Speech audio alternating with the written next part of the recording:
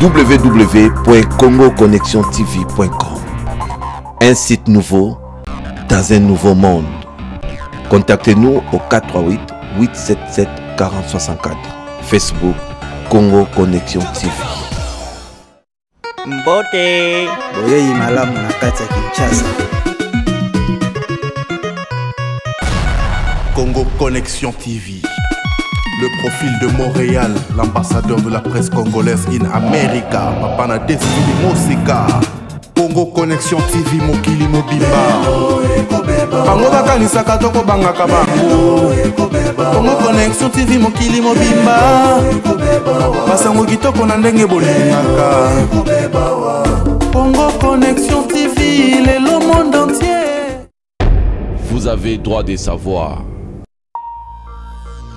Bonsoir à tous, bienvenue dans le Journal de l'Afrique. Voici les titres. Les attentats de Bruxelles qui bouleversent à travers le monde entier. Vous entendrez des réactions très émues, notamment dans la capitale congolaise, Kinshasa, dont les liens avec la Belgique sont très forts.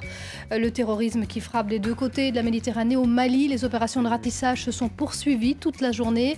19 personnes ont été interpellées au lendemain de l'attentat qui a touché un hôtel de Bamako, le quartier général d'une mission de formation militaire de l'Union européenne. L'un des assaillants, qui serait âgé de 16 ans à peine, a été tué lors de l'opération des forces de l'ordre.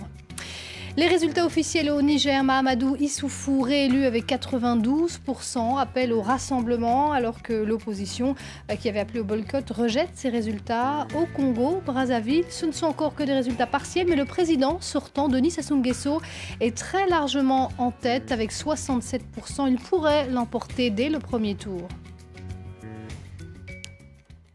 Bruxelles donc frappée à son tour, 2 explosions à l'aéroport de Zaventem, puis une 3e dans une station de métro à proximité des institutions européennes. Des attentats qui ont fait au moins 34 morts et 200 blessés. 3 jours de deuil national ont été décrétés après ces attaques revendiquées par l'organisation de l'État islamique. Des réactions qui affluent de partout dans le monde. En Afrique, une ville est particulièrement touchée, Kinshasa. Les liens historiques mais aussi économiques entre la Belgique et le Congo sont très forts, comme nous l'explique Thomas Nicolon dans la capitale congolaise. Les bombes qui ont explosé à Bruxelles aujourd'hui ont clairement résonné jusqu'à Kinshasa. Les Congolais se sont montrés extrêmement émus de cette tragédie. Ils ont suivi l'évolution de la situation avec attention. Il faut dire que nombre d'entre eux ont de la famille à Bruxelles au sein de cette diaspora congolaise très présente en Belgique. L'histoire des deux pays est indéniablement liée. La présence belge au Congo remonte à 1885 et c'est en 1960 que la RDC a obtenu son indépendance. Alors l'histoire commune entre les deux pays a parfois été extrêmement douloureuse, mais un jour comme celui-ci, tout cela semble faire partie du passé. Vous savez que la Belgique, c'est le Congo. Il y a beaucoup de Congolais qui se trouvent là-bas. Vraiment, ça fait mal. Ça fait mal pour ce que les terroristes sont en train de faire. Ça se passe dans un pays où j'ai énormément de familles dedans. Et contrairement aux autres fois, quand il y a eu un attentat, c'est quelque chose qui t'arrivait comme si c'était de loin. Mais là, tu as l'impression que c'était quelque chose qui arrivait à ta propre famille. La Belgique, c'est un pays qu'on a adopté. C'est un pays qu'on a aimé, qu'on a essayé, qui nous a tout donné, l'enseignement, la formation et nos premiers emplois. Donc on est vraiment touché par ce qui s'est passé aujourd'hui à Bruxelles. Ce soir déjà, je devais prendre mon avion pour rentrer à Bruxelles. Vu ce qui s'est passé, l'aéroport est fermé, donc je ne sais plus atterrir sur Bruxelles. Suite à cette violence. De nombreuses compagnies aériennes effectuent la liaison entre Kinshasa et Bruxelles quotidiennement. De nombreux Congolais ici vont devoir donc patienter avant de pouvoir retourner à Bruxelles et avant de pouvoir prendre des nouvelles et voir les membres de leur famille qui étaient au plus près des attentats. Oui, l'aéroport de Zaventem qui restera fermé encore au moins ce mercredi. La sécurité a été renforcée après ces attaques partout en Europe. La France a appelé au renforcement de la coopération européenne dans la lutte contre le terrorisme.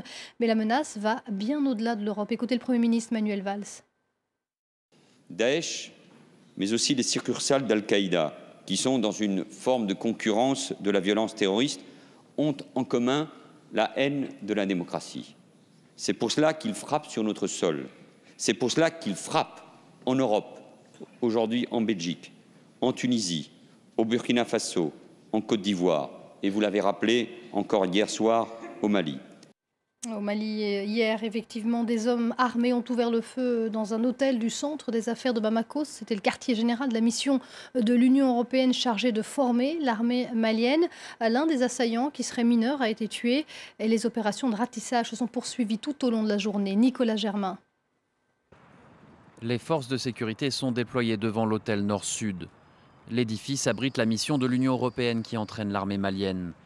Ce mardi, le directeur de la police a donné des précisions sur l'avancée de l'enquête. On a interpellé 19 personnes, dont 2 il y a des indices concordants. Aucune revendication n'est encore portée à notre connaissance. Nous avons des soupçons forts sur la nébuleuse qui écume tout le Sahel et qui menace le monde entier. Lundi soir, un assaillant a été tué. Le Nord-Sud se trouve non loin de l'hôtel Radisson Blu qui avait été visé en novembre. Un attentat revendiqué par AQMI en coordination avec le groupe Al-Mourabitoun de Mokhtar Belmokhtar. Un attentat qui avait fait 20 morts. Ce lundi, les forces de sécurité maliennes et onusiennes sont arrivées rapidement sur place. Mais cette nouvelle attaque inquiète les Bamakois. C'est la stupéfaction un peu partout, surtout les quartiers environnants. Surtout, imaginez-vous un quartier ultra sécurisé, un lieu ultra sécurisé. Des attaques de ce genre-là, imaginez ce que ça fait à un citoyen lambda. Personne n'est à l'abri, mais il faut que les forces de l'ordre puissent faire leur travail pour qu'on puisse sortir dans ces crises-là. Ces derniers mois, les groupes djihadistes ont frappé au Mali, mais aussi dans 2 pays frontaliers, le Burkina Faso et la Côte d'Ivoire. La Côte d'Ivoire, l'enquête qui se poursuit également là-bas, 10 jours après l'attentat de Grand Bassam, revendiqué par AQMI, qui avait fait 19 morts.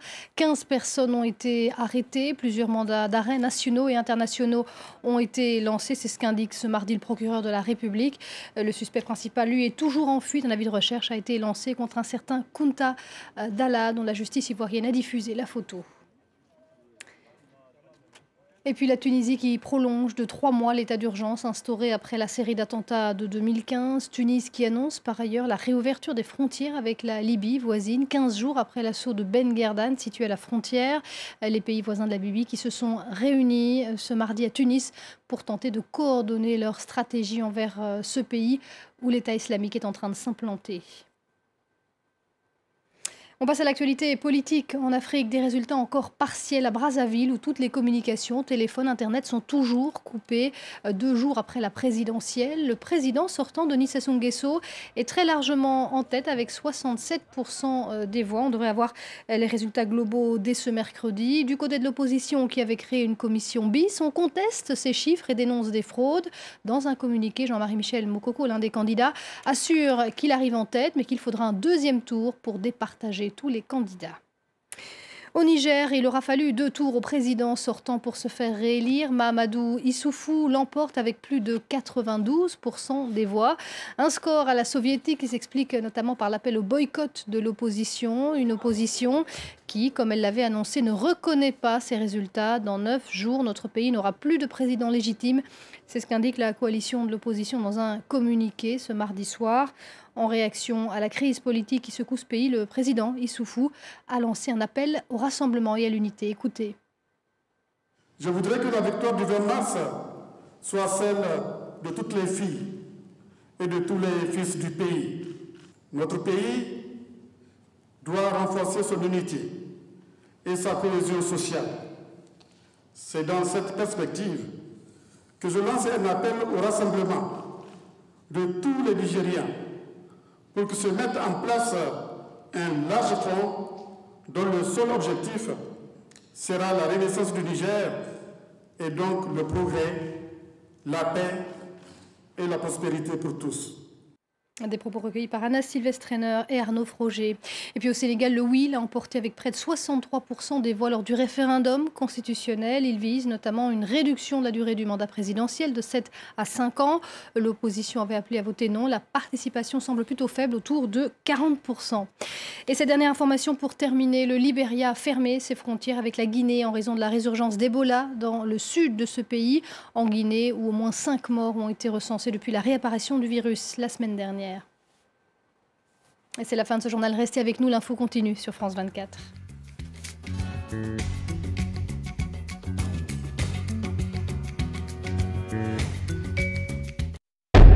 Vous avez droit de savoir. Mbote boyei malamu na kati ya Kinshasa. Congo Connexion TV. Le profil de Montréal, l'ambassadeur de la presse congolaise in America, Papana Destiny Mosika. Congo Connexion TV mokili mobimba. Bango bakanisaka toko bangaka bango.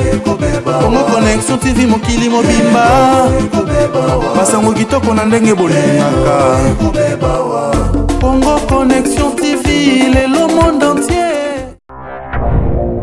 www.congoconnexiontv.com. Un site nouveau dans un nouveau monde. Contactez-nous au 438 877 4064.